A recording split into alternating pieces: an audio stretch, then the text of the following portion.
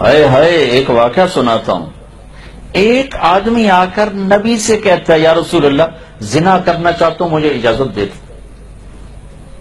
کوئی ہمارا شاگرد ہمارے سامنے یہ بات کر سکتا؟ یا رسول اللہ میں زنا کرنا چاہتا ہوں، مجھے اجازت دے دو. تو ایک دم صحابہ بفر گئے. تو ہم نے کہا پچھڑ جاؤ، سب کرو. کہ بیٹا آگے آ جاؤ. تو چاہتا ہے تیری ماں سے کوئی زنا کرے؟ کہا جی نہیں. کہا تو اور کیسے چاہیں گے؟ تو چاہتا ہے تیری بہن سے کوئی زنا کرے؟ کہا جی نہیں. کہا تو اور کیسے چاہیں گے؟ سارے رشتے گنوائے، چاچی، خالہ، پھوپھی، بہن، ماں.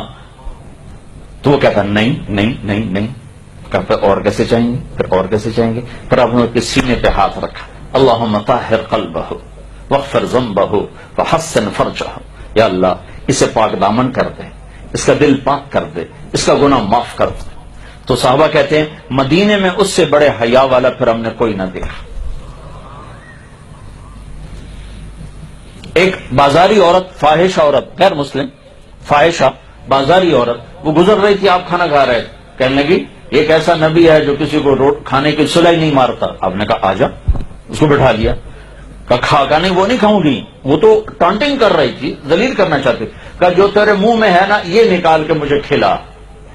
وہ کبے نو لت پئی، اسے دو گیا. وہ تو بے عزت کرنا چاہتی تھی. نبی کے منہ کا لعاب جس منہ میں جائے گا تو ایمان ساتھ نہیں جائے گا. وہ کہنے کی جو تیرے منہ میں وہ نکال کے کھلا. آپ نے وہی کھلا تو آپ نے وہی منہ سے نوالا نکالا، یوں اپنے ہاتھوں سے اس کے منہ میں ڈالنا تھا کہ ایمان بھی اندر چلا گیا اور مدینے کی سب سے حیا والی عورت بن گئی. میرا نبی کیسا معلم ہے. دنیا کا مشکل ترین کام ہے انسان کی تربیت. اس میں اگر توہین آ گئی تو اولاد بھی ہوگی تو باغی ہو جائے. شاگرد تو چھوٹا سا ادنا سا رشتہ ہوتا، اولاد بھی ہوگی تو باغی ہو جائے. اور تمہیں کہتا ہوں تو میں استاد کی طرف سے شدت سختی آئے، اگر تمہیں علم چاہیے تو برداشت کرنا، ورنہ علم سے محروم رہو گے. ہاں روٹی چھوٹی کما لو.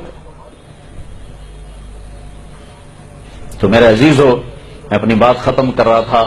ایک اپنی زبان پہ قابو رکھو، ایک اپنے دل پہ قابو رکھو، ایک اللہ سے تعلق بناؤ نماز کے ذریعے. جب تمہیں چھٹی ہو تو اللہ کے راستے میں وقت لگانا. نیت کرتے ہو سارے؟ درود شریف پڑھو.